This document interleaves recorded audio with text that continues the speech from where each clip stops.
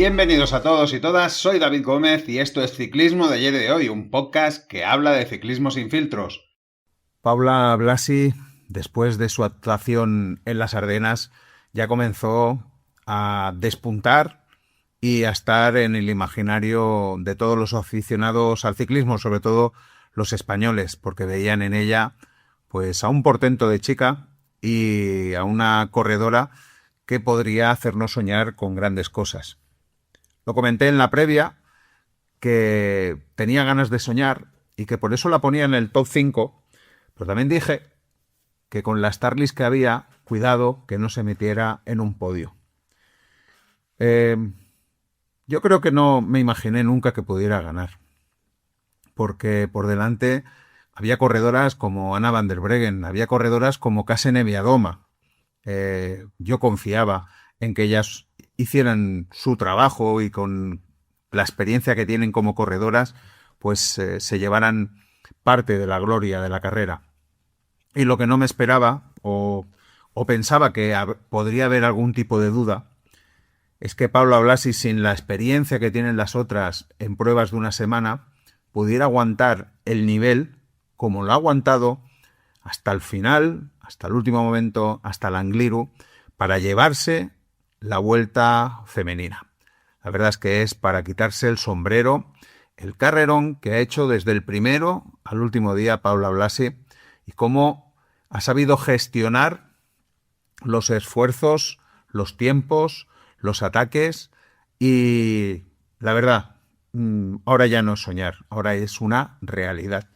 Se decía que se podía comparar con Johannes Somarriba, con Dori Ruano, pero yo creo que ya esa comparación está a la vuelta de la esquina, porque Paula Blasi se convierte en la primera española en ganar la Vuelta a España femenina. Está claro que en la época de Johannes Somarriba no existía y por tanto no pudo ganarlas. Ya sabéis que Johannes pues sí que ganó el Tour de Francia de la época. Pero Paula Blasi también se está convirtiendo en la corredora más joven, con 23 años y 79 días, en ganar una carrera como el Giro, Tour o Vuelta. La última corredora, la más joven, que lo venció el Tour de 1998 con 22 años y 268 días, fue Edita Plusicay. Por tanto, otro apunte para ver que lo que ha hecho Paula Blasi es extraordinario. Estamos ante un momento histórico, yo creo que todos somos conscientes de ello, para el ciclismo femenino y sobre todo para el ciclismo femenino español. Y vamos a ver hasta dónde puede llegar Paula Blasi, porque también sabéis, la habéis seguido, que incluso en carreras de un día ella explota mucho mejor. ¿Os imagináis ganando un mundial? ¿Os imagináis ganando un mundial de Canadá? Yo no sé qué intención tendrá con el Tour de Francia, pero acordaros que la Vuelta a España creo que no estaba dentro de sus planes. No estaba dentro de sus planes la Amstel, no estaba dentro de sus planes la Lieja.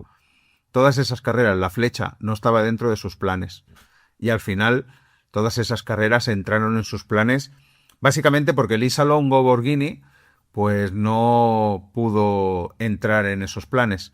Y a mí me parece fenomenal, porque si no, ya lo había dicho en otro En Ruta, quizás ahora mismo tendríamos la conciencia de que tenemos una gran corredora en España, pero no tendríamos la evidencia total de que esa corredora está aquí, ganando la Vuelta a España.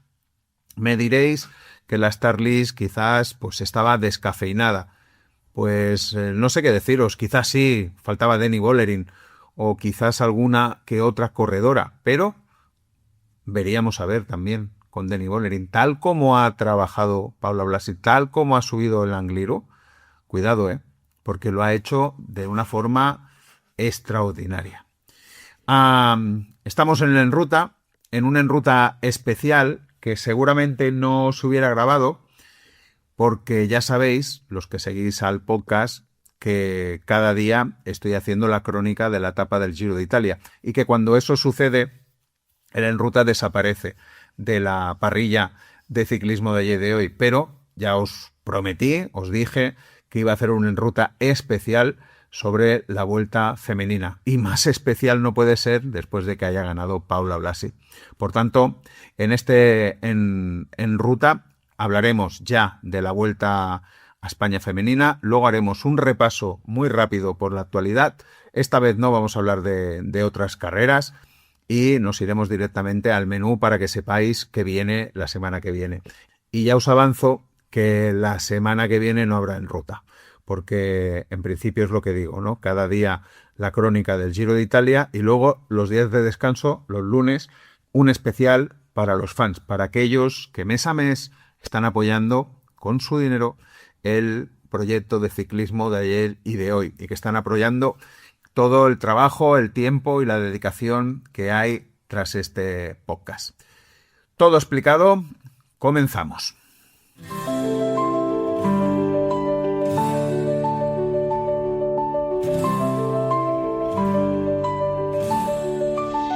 Deja que te recuerde que puedes apoyar el proyecto de ciclismo de ayer y de hoy de una forma más comprometida desde iVoox, dándole al bar en azul que encontrarás en la portada de este podcast y que dice apoyar.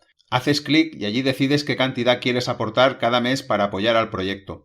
Creo que es una de las mejores formas de agradecer e incentivar todas las horas de dedicación que hay tras este podcast y la gran cantidad de contenido que se ofrece. Pero además tendrás acceso a los episodios exclusivos para fans, tanto nuevos como los históricos, y si lo deseas, una suscripción gratuita a mi newsletter en Subtrack, en la que también encontraréis contenido extra directo a tu correo electrónico. Para ello solo tienes que ponerte en contacto conmigo por correo ciclismoayeroy@gmail.com o por privado en Telegram, ya sabes, @ciclismoayeroy.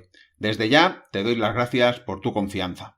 Y creo que en la editorial ya he contado parte de lo que podría haber explicado en esta entradilla de la Vuelta femenina. Lo que sí que quiero hacer es decir que, oye, habría que darle una vuelta de tuerca. Que sí, que ha estado muy bien subir al Angliru, que ha estado muy bien subir a las praderas, pero los primeros 5 días fueron tediosos. La verdad es que pasaron pocas cosas, fue bastante aburrido y suerte que no vino una tal Lorena Vives, porque si no hubiéramos contado 5 victorias de Lorena Vives, cosa que por suerte no ha sucedido en esta vuelta porque hemos tenido 7 ganadoras diferentes de etapa. Pero lo dicho, yo creo que hay que darle una vuelta de tuerca a esas primeras etapas, no sé, poner a lo mejor una crono, si no por equipos, una crono individual, que tenga un poquito de gracia, aunque sea llana, da igual, pero una crono que haya que atacar, que haya que buscar otras alternativas a la carrera, alguna cota para que tenga un poco de gracia el final de las etapas, y la verdad es que ha sido todo bastante monótono, bastante desdibujado, y me sabe mal decirlo, pero es así y así tenemos que reconocerlo. Por suerte, no sé, vosotros me lo diréis, no sé si compensan los últimos 2 días. Que seguramente estamos también un poco más ofuscados por la victoria de Paula Blasi, que si no hubiera estado Paula Blasi, y yo qué sé, hubiera ganado Anna van den Breggen o Kasia Niewiadoma o Juliette Labou o quien sea de estas buenísimas corredoras, a lo mejor lo veríamos de forma diferente y quizás veríamos que no nos compensan tanto esos 2 días. Pero vaya, ahora mismo yo diría que han compensado. Pero han compensado sobre todo porque Paula Blasi se ha llevado el triunfo final. Y creo que la mejor forma de hacer la crónica de esta Vuelta femenina es ir repasando etapa por etapa lo que fue sucediendo y así también lo dejamos a modo de histórico, ¿no? Para que quien quiera, un día quiera recordar esta carrera y como mínimo se pueda pasar por el podcast y sepa cómo fue ese triunfo de Paula Blasi en la Vuelta femenina 2026. Pues vamos con la crónica, repaso de las etapas. En la primera etapa, ya sabéis que la carrera se inició en Galicia, con un tiempo a ratos con lluvia, terreno típico gallego, sinuoso, día con pocos intentos de escapada. Fue una cosa muy curiosa, todos ellos cerrados en poco tiempo. Creo que todos los equipos estaban de acuerdo en llegar al sprint. Mientras, bonita pelea por el maillot de la montaña entre Ali Moolman Pasio y Maeva Esquivan, que se llevará a la francesa por el puestómetro en meta. Tendrían 2 días por delante, sin cuotas puntuables, y la suma de los puestos en meta decidiría cada día la portadora del maillot. A 26 kilómetros Vemos un grupo descolgado donde está Gaia Realini, que posiblemente se ha quedado en la bajada. Al final perdería 2 minutos 23. La verdad es que no está teniendo, sigue sin tener buenas piernas Gaia Realini. Una pena.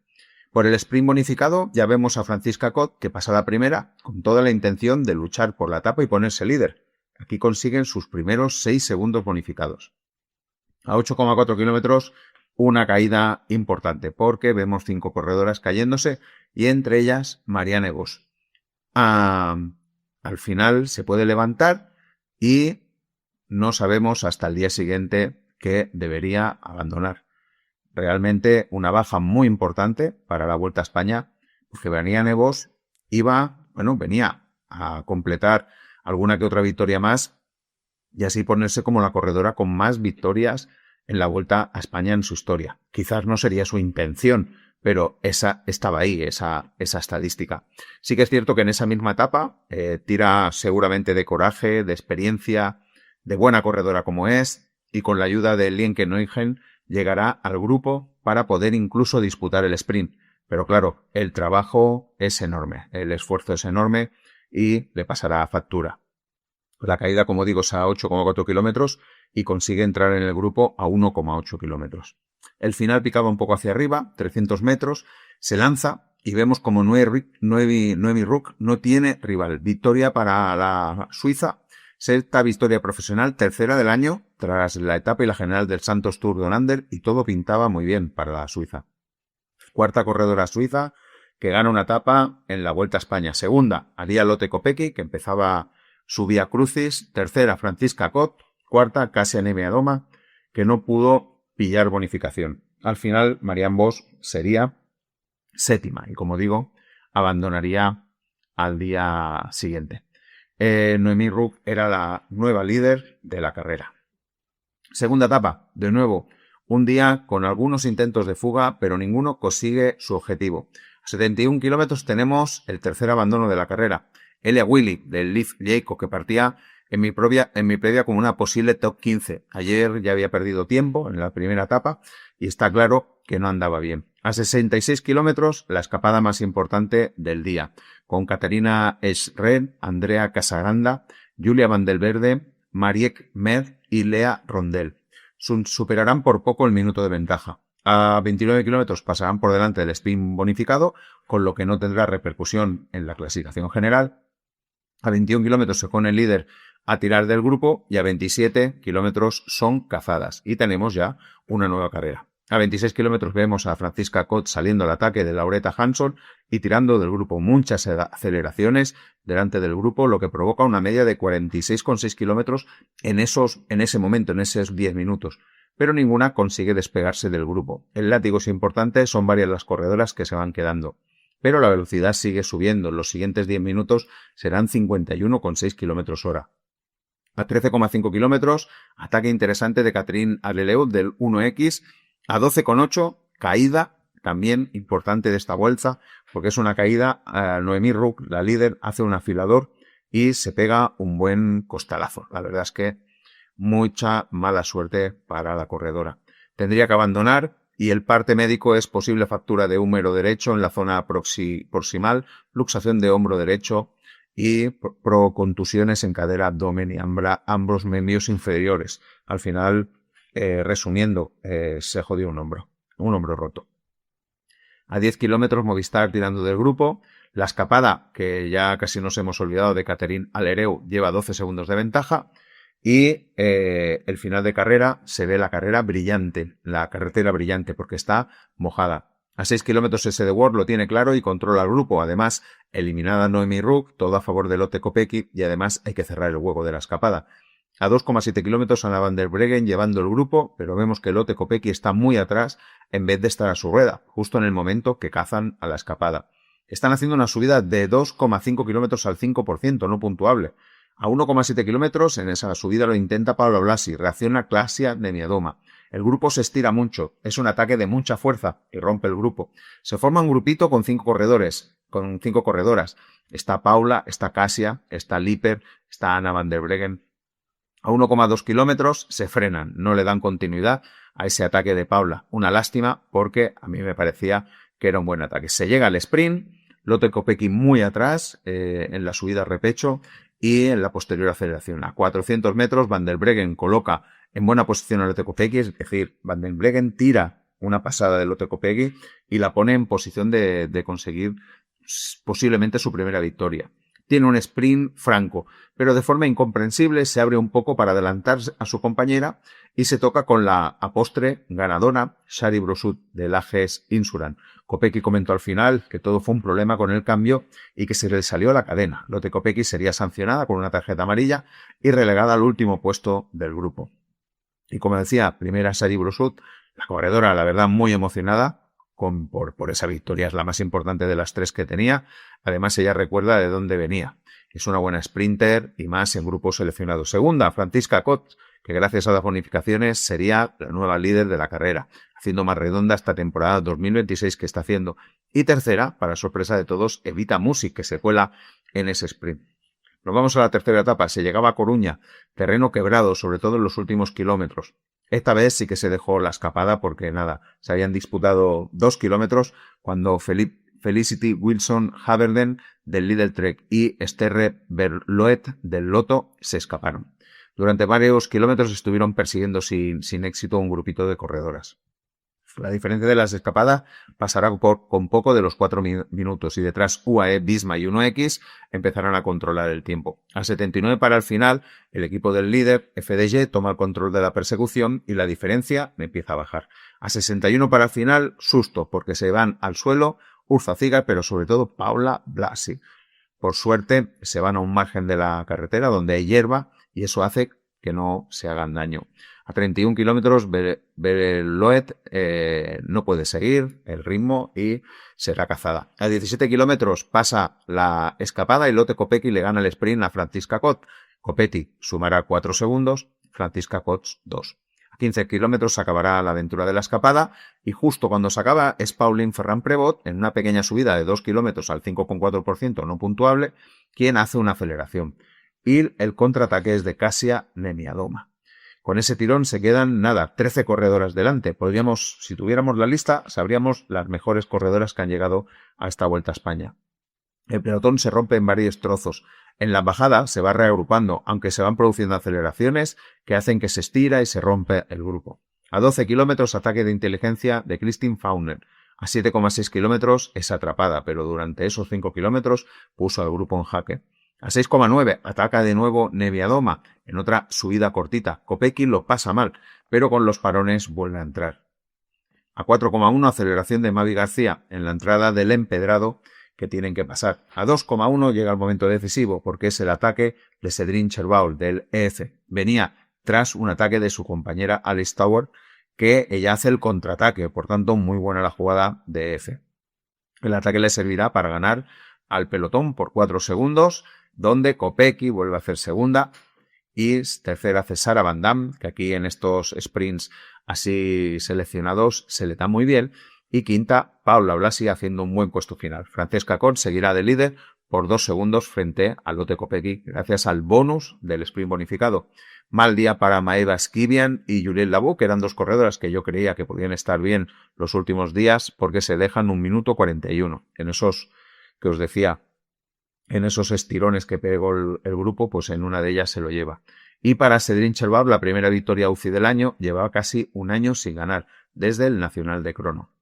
Y nos vamos a la cuarta etapa y por fin pudo ganar Lotte Kopecky el sprint. Parecía cosa de megas que no lo consiguiera. Pero antes, 116 kilómetros por delante, un par de cotas testimoniales y la escapada del día, pues estaba Marta Jaskula, Lauretta Hansson, Annelies Nigen y María Alione. Todas ellas conseguirán estar un buen puñado de kilómetros por delante. Lo bueno es que para Marie Alione del Mayenne Montbán pues repercutirá positivamente porque se llevará el maillot de la montaña pasando por las 2 cotas en primera posición.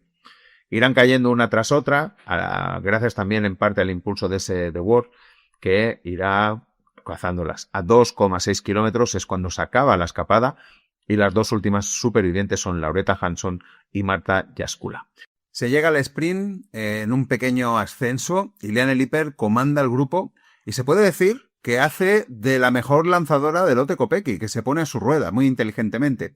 En los últimos metros Se abre el hiper, Kopecky pone la directa y Anna van der Breggen, también muy lista, a rueda de Kopecky, se siente también lanzada y le servirá para hacer un 1-2. Victoria, por fin, de Lotte Kopecky, como decía. Segunda, Anna van der Breggen, que conseguirá unos bonus que ya veremos si serán importantes o no. Y tercera, Leticia Paternoste. Lotte Kopecky, 56 victorias profesionales. Es la primera belga en liderar la Vuelta femenina. Y en la general, como decía, Lotte Kopecky primera, Francesca Cox acabaría a 6 segundos, 2 segundos consiguió de bonificación en esta etapa, y Cédric Cherbaul a 12 segundos y Anna van der Breggen cuarta a 20 segundos. Nos íbamos a la etapa número 5, sobre el papel, la más fácil y destinada al sprint, como así fue. Hubo una escapada del día, como siempre. Ha pasado los 9 kilómetros. En ella, las protagonistas fue Sara Martín, María Grau, Idoia Eraso, Alice Coutuño, que tuvo, pues eso, la vista de poder llevarse los 2 premios de la montaña, y eso supuso, al final de la etapa, tener el maillot de la montaña y conservarlo dentro de su equipo, el Maillot Montblanc. Ya os contaba que en la anterior etapa se lo había llevado su compañera, y también estará una vieja conocida del ciclocross, Annick van Alphen. No conseguirán más de un minuto, estaba claro que los equipos querían llegar al sprint, y al final serán cazadas a 10 kilómetros, bajo una lluvia que iba abriéndose y cerrándose, abriéndose y cerrándose. Eso hace que la parte final sea un poco complicada por esa velocidad que se lleva de cara al sprint. Se ven las carreteras brillantes, están las carreteras mojadas, y a 1,5 kilómetros, no por culpa, creo, de esas carreteras, sino por un afilador, se produce una caída bastante importante justo en mitad del pelotón, de mitad para atrás del pelotón, entre las que caen Anna van der Breggen, que según su equipo no tiene nada grave y al día siguiente podría disputar con toda tranquilidad, según el equipo, la etapa. Se llega a la sprint y todo lo tenía muy medido ese de Bosch. Misha Bredegol parece lanzar a Kopecky hacia la victoria, pero esta no deja de mirar atrás con clara intención de guardar las espaldas de su compañera para que consiguieran la victoria. En los metros finales, Kopecky se va cerrando hacia un costado, dejando la línea recta para frenar el avance de las otras, o como mínimo entorpecerlo. Para mí, siento mucho, sancionable. Es muy descarado lo que hace aquí Lotte Kopecky. Pero tampoco quiero quitarle mérito a ese control, a ese dominio que han tenido las dos corredoras sobre, pues, mitad de pelotón, pero da igual, sobre las corredoras rápidas de la Vuelta. Es decir, hay que tener una sangre fría para conseguir eso, ¿no? Ese 1-2, pero con un lanzamiento bastante largo. Al final, victoria para Misha Bredegol, su victoria más importante, la primera en Gran Vuelta. Segunda, Lotte Kopecky, que ampliaba más su diferencia como líder. Y tercera, Paternoste. Y llegábamos a la sexta etapa, el primero de los días decisivos, y se subía a las praderas, 3,7 kilómetros al 13,4%, con máximas de 24. Les cae el diluvio universal justo antes de empezar la última subida, y todo eso lo hizo aún más épico. La verdad es que las imágenes son bastante, vamos a llamar, dantescas. Y ya estamos situados en las praderas, y desde abajo Cédric Cherbaul intenta atacar, intenta a la desesperada romper el grupo. Sí que es cierto que coge unos metros de ventaja. A 3,4 kilómetros, en 300 metros de subida, Van der Breggen cerró el hueco de Cherbaul y se quedaron 6. Solo con 300 metros de subida se quedaron 6 corredoras, que fueron Van der Breggen, Neviadoma, Blasi, Brunel, ya no sé si llamarle Bertet o Labou, y Arly Montmalpasso. Ahí estaban, en principio, las mejores corredoras de ese día. A 3 kilómetros solo quedaban 4, habían pasado 700 metros de la subida. Se queda Labou y Moolman. Se quedan por delante Van der Breggen, Neviadoma, Blasi y Brunel. En principio, Van der Breggen, Neviadoma, lo que teníamos pensado. Blasi y Brunel eran, pues, incógnitas. Las dos, sobre todo, lo había dicho, Brunel, joven, muy buena escaladora, pero tenía que confirmar. Además, las dos, tanto Brunel como Blasi, se habían disputado el Tour del Avenir del año anterior, donde Brunel había ganado a Blasi. A 2,8 kilómetros, Primera sorpresa, se queda Niewiadoma y Brunel empieza a sufrir mucho. Sí que es cierto, y me quedo con ese detalle de Saúl Miguel, que lo comentaba en la retransmisión, que normalmente Niewiadoma, cuando viene del bloque de Ardenas, no puede entrenar bien lo que es la Vuelta a España y por eso no suele tener buenos resultados. La verdad es que me gustó ese detalle, ese comentario, y por eso lo quiero compartir con todos vosotros. A lo mejor Niewiadoma tendría que pasar de la Vuelta a España, intentar ir a preparar el Giro de Italia o preparar directamente el Tour de Francia, si necesita ir en altura, hacer otros tipos de entrenamiento. Porque yo, cuando hice la previa, pensé que venía en una condición extraordinaria y queriéndolo a Starlis, la veía con posibilidades de poder ganar su primera Vuelta a España. La verdad es que no fue así y ya lo vimos en esta etapa, a 2,8 kilómetros para el final, que de verdad no sería así. Y a 2,5 kilómetros, pues Anna van der Breggen se despega de Blasi y se va hacia la victoria. Con todo, hay pequeños detalles que nos hacían presagiar lo que vendría al día siguiente. Anna van der Breggen se va a 2,5 kilómetros. Cuando una corredora de esa clase es muy superior a todas sus rivales, lo que normalmente sucede es que la distancia crece y no deja de crecer. En el caso de Paula Blasi, con Brunel sí que fue creciendo, pero en el caso de Paula Blasi no fue creciendo demasiado. Hubo un goteo pequeño de segundos, pero no fue demasiada. Es decir, se veían una curva tras otra. Paula Blasi estaba ahí, la veía en todo momento. Eso nos hacía pensar que la diferencia entre Van der Breggen y Blasi era muy pequeña. Pero la sorpresa llegó en meta, cuando le ponen el micro a Paula Blasi y ella dice que le habían faltado coronas, que se había quedado clavada en la mayoría de curvas fuertes y que no tenía suficientes coronas para poder poner una más. Y yo me pregunto. También dijo que no conocía la subida y que tampoco le habían dicho mucho más de la subida. Y que al día siguiente el Angliru le habían comentado que las rampas no eran tan fuertes. Vaya, no eran tan fuertes porque aquí había un 24, en el Angliru un 23,5. Pero me parece a mí que la del Angliru, esos 500 metros, es mucho más fuerte que las trails. Pero bueno, da igual. A mí lo que me sorprende es que un equipo como UAE no haya hecho un trabajo de estudio y no se lo haya contado a Paula Blasi con pelos y señales. Y además que no hayan previsto las coronas que tendrían que utilizar para subir un puerto así. Me parece todo muy extraño. Por suerte, aprendieron porque al día siguiente sí que se notó que la cosa había cambiado. Pero aún estábamos en esta etapa sexta, donde Anna van der Breggen se lleva la victoria. Parecía que Anna van der Breggen podría llevarse su Vuelta a España. Pablo Blasi a 8 segundos, como digo, muy cerquita. Marion Brunel a 29. Juliette Bertet, Olabú, a 36. Mónica Trinca Coronel haciendo una buena carrera, 38. Evita Music, también buena carrera, 47. Yara Castellén en su tónica, a 49. Gaia Realini, una alegría que pueda estar aquí en el top 10, a 57. Caterina Lereu, a 1.09. Y tenemos que ir a la 10ª posición para ver a Kasia Niewiadoma, a 1.09, que llegaba junto a Usoa Ostolaza, que acabó en la posición número 11, haciendo también una muy buena etapa. La verdad es que fue también buena etapa esta de Usoa. Y nos íbamos ya a la 7ª etapa, y en esta etapa pues teníamos que afrontar la mítica subida del Angliru.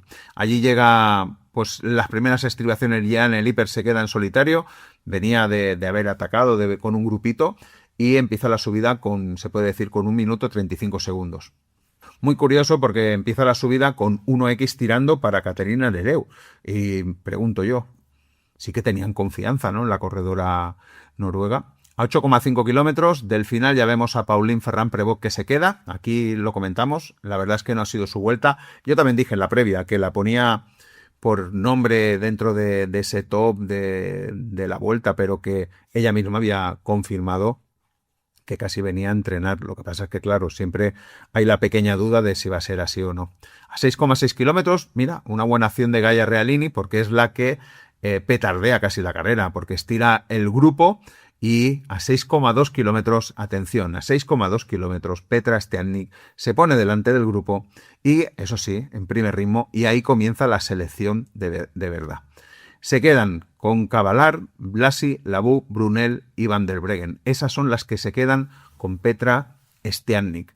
La verdad es que una corredora que, aparte de ser seguidora del podcast, estuve conversando con ella antes de la vuelta y me dijo que la había preparado muy bien, que había tenido tiempo a prepararla como nunca, que se sentía en buena forma y que tenía ganas de hacer una buena carrera. Sí que es cierto que hasta llegar a esta carrera había perdido pues más de 10 minutos, pero es que tiene, ya lo sabéis, un pequeño problema Petra, y es que sobre todo en las bajadas, a ser tan pequeñita y pesar tan poco, normalmente cuando le corta el viento le es muy complicado volverse a conectar. Es un problema que ha tenido siempre, es del estilo Gaia Realini en ese caso, y bueno, se le fue sumando día tras otro, pero ella tenía en mente esta etapa. La tenía porque es una estupenda, magnífica, extraordinaria escaladora, y yo creo que si alguien no la conocía, ahora ya todo el mundo la conoce y ha quedado marcada este día en el historial de Petra Sternich. Y como veis, a 6,2 kilómetros ella se pone delante, da la cara llevando al grupo. A 5,5 es cuando queda Lippert definitivamente cazada y sigue tirando Sternich. A 4,5 se queda Cavalar, compañera de equipo de Anna van der Breggen. A 4,4 es cuando se pone Brunel a tirar. Casi 2 kilómetros llevaba Sternich tirando. Y van der Breggen, justo en el momento de tirar Brunel, se queda. Cuidado, alarma. Alarma en ese momento porque no nos esperábamos que van der Breggen pudiera quedarse y todo, pues eso, se abría la puerta a que Paula Blasi se pudiera llevar una vuelta a España. A 4,3 se va sola Brunel y van der Breggen recupera. Por tanto, ahí está haciendo un poco como la goma. A 4,1 Blasi abre hueco con van der Breggen. A 3,9 Blasi conecta con Brunel. Es decir, que se quedan las dos jóvenes delante. A 3,8 van der Breggen ya se queda sola. Es decir, ya no puede ni seguir las ruedas de su compañera. A 3,7 Blasi se pone delante y a 3,4 Blasi ya se va sola. Parece que lo tiene de cara. Es decir, parece a 3,4 kilómetros. Acordaros que el último kilómetro ya no tiene la pendiente que tienen los demás, pero todavía no había pasado la parte dura. Pero es que aquí veíamos ya que Paula Blasi con el ritmo que lleva podía llevarse etapa y general, pero aún no sabía que por detrás a 3 kilómetros Sternich supera a Brunel y viene recuperando. Aquí también vemos una imagen y es que Cavalar se pone delante de van der Breggen para intentar tirar de ella, pero van der Breggen no puede seguir su ritmo o no quiere seguir su ritmo. Ya sabéis, creo que van der Breggen es mucho de llevar su ritmo y de que no la tosiguen ni le hagan llevar el ritmo. Seguramente le dice van der Breggen a Cavalar, vete tú, haz lo que puedas por delante, porque en la siguiente imagen sí que vemos a Cavalar que se va por delante de van der Breggen y parece que van der Breggen va a petar y va a perder una minutada. A 2,1 del final es cuando Sternich conecta con Blasi y la adelanta y ya se va en solitario hacia la victoria. La verdad es que esos 2 últimos kilómetros, yo creo que toda la subida de Petra fue maravillosa, extraordinaria para llevarse esa victoria. Y qué decir de Paula Blasi, que supo pues aguantar el empuje. La verdad es que tampoco le sobrarían muchos segundos, porque Anna van der Breggen después de todo fue recuperando, es decir, no se vino abajo y fue recuperando. ¿Cómo acabó la etapa? Pues con Petra Sternich en primera posición, su victoria más importante. Segunda, Paula Blasi a 23 segundos. Tercera, Juliette Berthet a 43, que también vino en recuperación. Cuarta, Marion Brunel a 43 y Anna van der Breggen acaba quinta a 59. Por tanto, no llegó a perder tanto, es decir, pierde 36 segundos con Paula Blasi. Sexta, Valentina Cavalar a 1.10. Séptima, Utsa Sigar a 1.30, que por momentos estuvo en la quinta posición y luego fue bajando.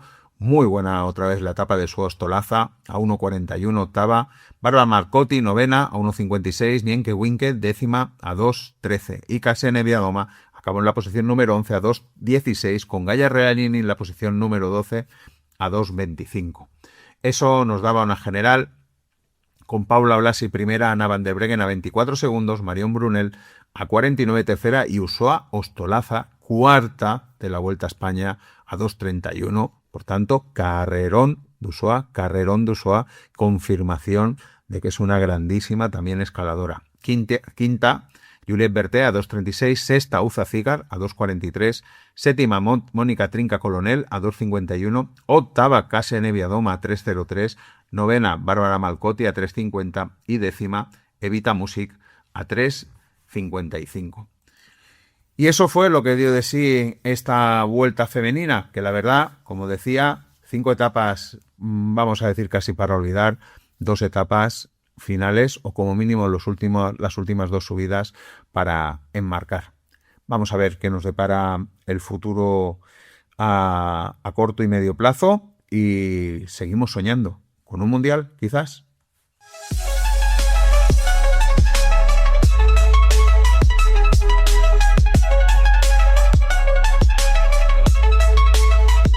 Y comenzamos la grupeta con una de las noticias que más ganas teníamos de saber si iba a producirse o no. Y es que ya se ha anunciado que Paul Seixas debutará en el Tour de Francia 2026. La gran promesa francesa de Decathlon ya tiene oficialmente asegurado su debut en el Tour de Francia de este verano. El anuncio se hizo a través de un vídeo bastante emotivo publicado por el equipo, que cerró así semanas de dudas sobre si el joven de 19 años estaría o no en la salida de la ronda gala. El hype es mayúsculo por la temporada ascendente que está realizando el joven corredor y no sé si eso del paso que hizo por la Redoute, esa lieja que nos dio, fue decisivo o no para la decisión. Aunque el equipo dice que se tomaron la decisión después de analizar sus datos de recuperación y de valorar que su progresión hacía razonable dar el salto a la Gran Bush. Además, el propio calendario se le iba cerrando otras puertas. La opción de la Vuelta a España quedaba descartada por el encaje con otras carreras y con sus objetivos del año. Esta decisión tiene un carácter, la verdad, muy simbólico para Francia, pues, de nuevo, están esperanzados en tener en Seixas un sucesor de Bernard Hinault en el palmarés del Tour de Francia. También se podría convertir en el corredor más joven en tomar la salida de la gran carrera francesa desde 1937. En mi opinión, Decathlon tiene que intentarlo y, sobre todo, contentarlo para tener más posibilidades de retener. Cuando digo contentarlo es que supongo que el corredor seguro que tenía muchas ganas de ir al Tour de Francia y de probarse. Además, si hace una buena carrera, eso que se lleva el equipo por delante. Y si hace una mala carrera, pues seguramente se le bajará un poco el caché también, ¿no? De este hype que está dando. También pienso que si las cosas salen muy bien, estoy hablando de hacer un podio, el corredor también podría ver con buenos ojos quedarse en Decathlon, ¿no? Porque el equipo demostraría que puede estar alrededor suyo y que lo puede llevar al triunfo del Tour de Francia, que seguro que es lo que tiene en mente. Vamos a ver, como mínimo se pone más interesante el Tour de Francia con la participación de Paul Seixas. Y no dejamos el Tour de Francia, o como mínimo noticias relacionadas con el Tour de Francia, porque Renko Evenepoel cambia su preparación hacia el Tour. Renko Evenepoel ha dado un giro a su preparación para el Tour de Francia y finalmente no correrá el Tour Auvergne-Ronde Alps. Lo traduzco, la antigua Dauphiné, que estaba previsto como su última gran cita antes de la salida de Barcelona. En su lugar, el belga hará un bloque de recuperación, reconocimiento y entrenamiento específico con una concentración en altura para llegar más fresco en julio. La decisión llega después de su primavera cargada con 25 días de competición y el equipo Red Bull Bora ha concluido que ahora le compensa más bajar el volumen de carreras que añadir más esfuerzo competitivo. Van Desper explicó que tras analizar su carga ven más beneficioso en el programa alternativo y equilibrado que seguir compitiendo. El cambio también tiene una lectura táctica clara. Evenepoel no volverá a ponerse un dorsal hasta el Tour de Francia, así que acumulará más de 2 meses sin competir antes de la Gran Brush. Eso le obliga a confiar en la altura, el descanso y el trabajo específico para llegar en su mejor versión, algo especialmente importante porque su reto pendiente sigue siendo el máximo en la alta montaña. Además, no podrá ser derrotado de nuevo, por lo que psicológicamente también creo que sale beneficiado. Y se están estudiando o proponiendo reformas para el ciclismo femenino. El The Cycling Alliance ha hecho un estudio o también una gran encuesta y dice que se necesitan mejorando las condiciones del ciclismo femenino. La organización pide a la UCI cambios estructurales que no se queden solo en el World Tour, porque por debajo de esa cima el sistema sigue siendo frágil. El TCA reconoce avances importantes como los salarios mínimos, la protección del embarazo y una mayor profesionalización del Women's World Tour, pero insiste en que esas mejoras no resuelven el problema de base. El gran agujero está en las categorías inferiores, donde desaparecen equipos continentales, se pierden carreras de desarrollo y muchas corredoras viven con una enorme inestabilidad laboral. La carta también pone el foco en la economía del deporte. TCA sostiene que los equipos asumen gastos muy altos en salarios, viajes personal y participación en carreras, pero no reciben ingresos suficientes a cambio, por lo que proponen fuentes más estables como cuotas de participación, una parte de los derechos de televisión y taquillaje y apoyos específicos para equipos y categorías continentales. Otra parte central de la reclamación es la visibilidad. La asociación defiende que el crecimiento del ciclismo depende de una cobertura televisiva más regular y de estándares mínimos más estrictos para las retransmisiones, porque el interés existe, pero no se está convirtiendo todavía en ingresos ni en expectación sostenida. También plantea mejorar la experiencia del aficionado con formatos más tipo festival, con actividades extra, paquetes VIP y propuestas familiares que ayuden a vender mejor el producto. En el plano deportivo y sanitario, TCA pide un calendario más equilibrado, con menos concentración de carreras en mayo para reducir sobrecarga y lesiones y agotamiento. Además, reclama normas más exigentes de seguridad, mejores barreras, más protecciones para las corredoras y protocolo médico más sólido, incluyendo conclusiones del RED-S y el canal de denuncia más ético. Como veis, una propuesta bastante importante esta del TCA, y a mí me parece que hay que seguir encaminado, porque fijaros en otra cosa, muchas veces no doy la noticia y quizás tendría que darla, pero casi cada semana o cada 2 semanas hay una corredora que deja el ciclismo. ¿Y por qué? Por esa inseguridad, por ese futuro que no ven a largo plazo, ¿no? Ese esfuerzo y no ver que hay como una base, ¿no? Que pueda sostenerla, pues no sé, durante 3, 4, 5 años, ¿no? Como corredora profesional. Por tanto, bueno, me parece una buena iniciativa esta y tendremos que seguirla con atención. Y vamos con una noticia un tanto escatológica, y es que hay varios corredores enfermos por estiércol de vaca. Sí, ese es el titular. A mí me sorprendió muchísimo y digo, voy a leer a ver qué explicación le dan a todo esto. Pues parece ser que tras la Femenen Ardèche Classic, la carrera que se disputó el pasado fin de semana, varios corredores se habían puesto enfermos aparentemente por el contacto con carreteras cubiertas de estiércol de vaca. Y eso ya tuvo sus consecuencias en algunos corredores de cara al Giro. El problema que ha afectado a varios equipos y a algunos ciclistas, pues eso, ha hecho que se tuvieran, por ejemplo, que saltar la presentación del Giro de Italia. Sin ir más lejos, Arnaud Delis se tuvo que excusar porque no se sentía bien. ¿Qué tenían? Pues pequeños brotes de molestias gastrointestinales o malestar en general. Creo que es la primera vez que os cuento una noticia así que parece sorprendente, pero no lo es, pues cuentan que muchos corredores acabaron con salpicaduras de estiércol de vaca en el maillot, y de esas mismas salpicaduras pudieron caer en el bidón, en las manos, incluso en la cara y en la boca. Y es normal que alguna entrara dentro del organismo y que les pusieran, pues como eso, malos, ¿no? Como estar. La verdad es que, bueno, no deja de ser sorprendente una noticia así.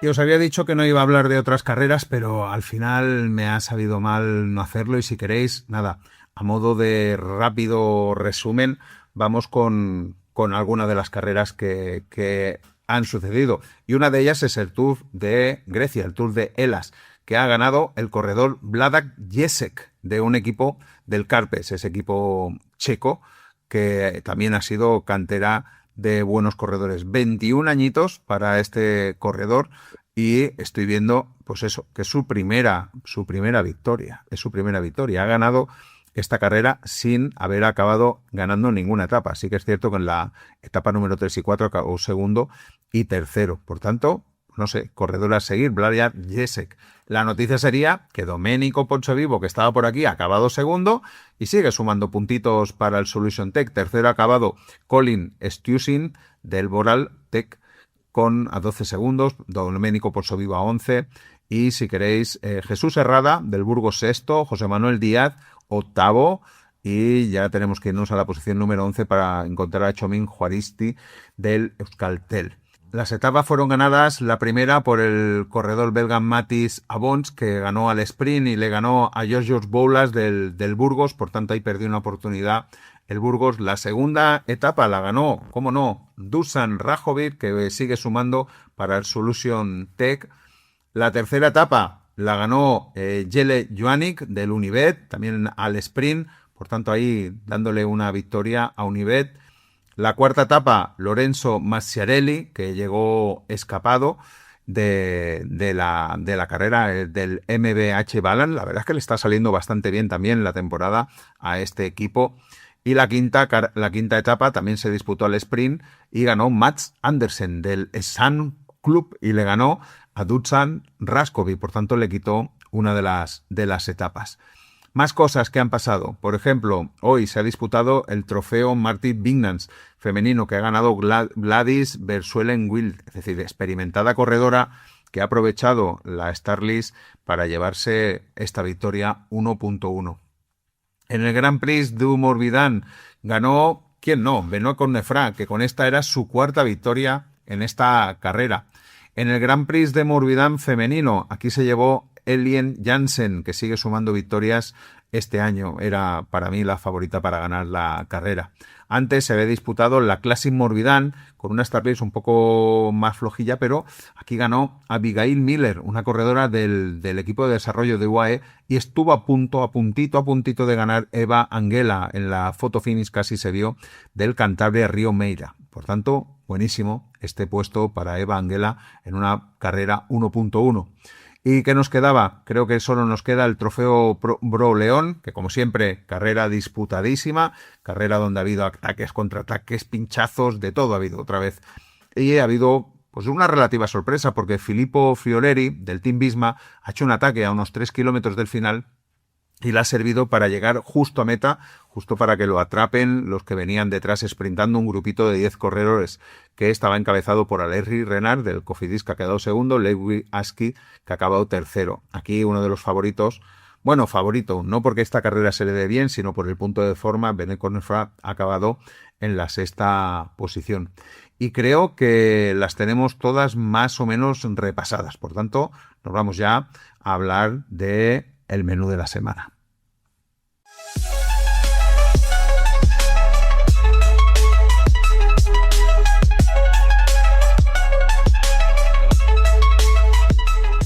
Y estamos en el menú de la semana y vaya, sabéis que sigue el Giro de Italia, que estamos ahí cada día con el Giro de Italia. Y lo que viene, del 13 al 17 tenemos el Tour de Hungría, 2.pro. Siempre yo creo que tiene un punto entretenido, sobre todo por ser ese calendario alternativo y por poder ver otros corredores, aunque creo que el recorrido de este año le falta un poquito de picante. La primera etapa es sprint, la segunda es un posible sprint, aunque hay una cota de tercera cerca de meta y el final pica. La tercera etapa es un sprint, el cuarto es un final en alto, en PEX, 2,3 kilómetros al 8,7%. Esas subidas se suben 4 ocasiones tipo circuito. En 2024 ganó Puls, en 2023 Hirschi, ya veis, punchers. Es decir, que puede ser que la carrera la gane un puncher. Y la quinta es de media montaña, con varios cotas que se tendrán que salvar, aunque no acabe en alto. El año pasado, al final ganó Harold Martín López, del Astana. Del 13 al 17 también se desarrolla la Flet du Sud 2.1, carrera que sube de categoría. Siempre, creo recordar que había sido 2.2. Es una carrera que se disputa en Luxemburgo. La primera etapa es un prólogo de 7,3 kilómetros bastante curioso porque casi todo es en bajada. Vamos a ver, como mínimo el inicio es en bajada. El primero, tipo clásica, donde se suben 5 cotas. En la segunda etapa, de nuevo, día de cotas con final picando arriba. La tercera, muy parecida a la anterior. Y la cuarta, 5 cotas, pero diría que es más para sprinters. Y os quiero dar un dato. En el palmarés de la carrera, a los que os gusta el ciclocross, pues veréis que está Pim Rohan, que ganó 2 años seguidos. Thibaut Ness también está por aquí. Quintin Hermans también está por aquí. Y ahora tenemos aquí un tal, seguro que os acordaréis de él, Marc Padun. Un tal Malpadun, que curiosamente ganó la carrera porque el ganador, Matija Kavishina, fue desposeído por dopaje. Curioso. Otros ganadores, mira, tenemos un español, Vito de la Parte, tenemos a Michael Valgren, tenemos a Geraint Thomas, a Andy Schleck, a Alex Zülle, incluso Charlie Gold lo ganó en 2 ocasiones.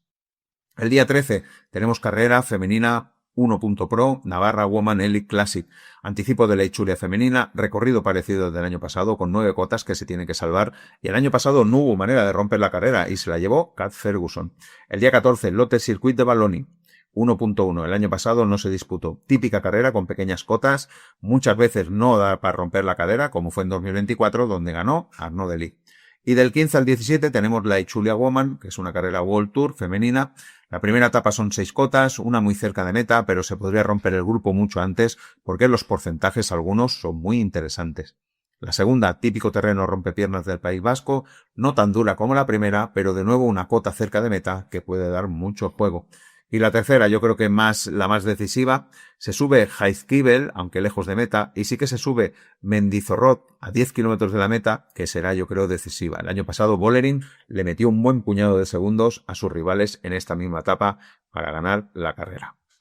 El día 16 tenemos el Tour de Finisterre Pays de Quimper 1.1, prueba de un día francesa con pequeñas cotas, que el año pasado se resolvía el sprint en un grupo seleccionado, y dio la sorpresa un joven que está todavía en el decatlón de desarrollo y al que hay que seguir muy cerca, porque lo estoy viendo ganar carreras 2.2 y algunas otras carreras. Es Aubin Esparfel, por tanto, ahí lo tenemos ese nombre.